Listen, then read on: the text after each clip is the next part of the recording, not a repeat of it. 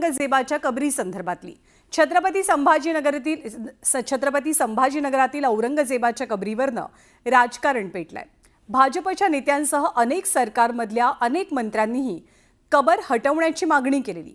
मात्र औरंगजेबाची ही कबर हटवू नका, मराठ्यांना विरोध करायला आलेल्या औरंगजेबाला इथेच गाडलं असा बोर्ड लावा, ही भूमिका राज ठाकरेंनी घेतली आणि यावरनं विविध राजकीय प्रतिक्रिया उमटू लागल्यात। राज ठाकरेंचा कबरीवर वेगळा सूर। आपण ज्या मराठ्यांनी महाराष्ट्राने ज्यांना ज्यांना गाडले त्यांची प्रतीकं नेस्तनाबूत करून चालणार नाही, ती जगाला दाखवली पाहिजेत। आम्ही यांना गाडलंय। औरंगजेबाच्या कबरीचा वाद थांबता थांबेना, तो प्रसंग आमच्या डोळ्यासमोर नेहमी नसावा या दृष्टिकोनातून आम्ही त्याच्यावर केलेले भाष्य आहे की आम्हाला तिथे औरंगजेबाची कबर नको। मुख्यमंत्र्यांचं राज ठाकरेंना प्रत्युत्तर। हे मात्र निश्चित आहे, कुठल्याही परिस्थितीमध्ये औरंगजेबाच्या कबरीचं उदात्तीकरण, ग्लोरिफिकेशन आम्ही होऊ देणार नाही। औरंगजेबाच्या कबरीवरनं निर्माण झालेला वाद काही शांत होण्याचं नाव घेताना दिसत नाहीये। एकीकडे सत्ताधारी भाजपचा औरंगजेबाच्या कबरीला विरोध आहे, तर दुसरीकडे मनसे अध्यक्ष राज ठाकरेंनी ही कबर उखडून टाकण्याच्या मागणीला विरोध दर्शवलाय। ज्या वेळेला त्याचा अभ्यास केला जातो त्यावेळेला जगभरातल्या लोकांना कळतं की तो काय करायला गेला होता आणि कसा मेला। तिथे छत्रपती शिवाजी महाराजांचं नाव येतं जगभरामध्ये।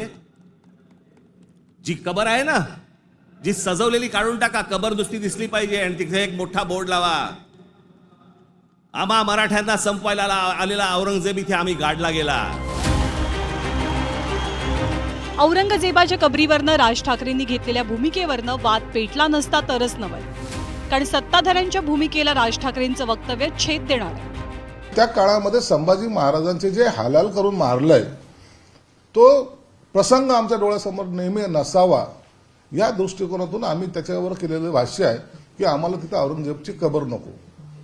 त्याला आम्ही गाडले का तर नाही गाडलं, आम्ही त्याने स्वतःला तिथं गाडून घेतलेलं आहे, म्हणून तो इतिहास आम्हाला पुसायचा आहे, हे त्याच्या मागचं आमचं धोरण होतं। त्यात राजकारणाचा भाग येत नाही।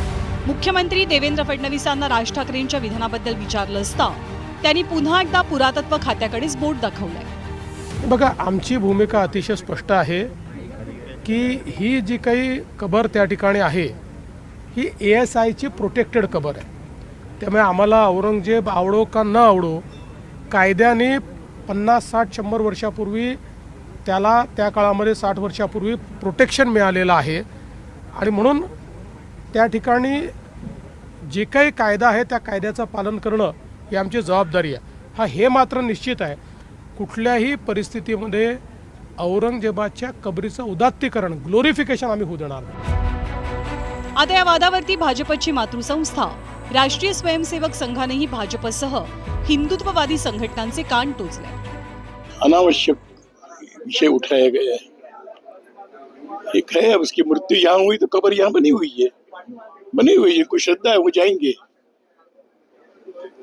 हमने तो छत्रपति शिवाजी महाराज का जो नमूना आदर्श है, उन्होंने अफजल खान की भी वहां पर कबर बनवाई थी, तो वो तो है भारत की ये उदारता की सर्वसमावेशिता का प्रतीक है।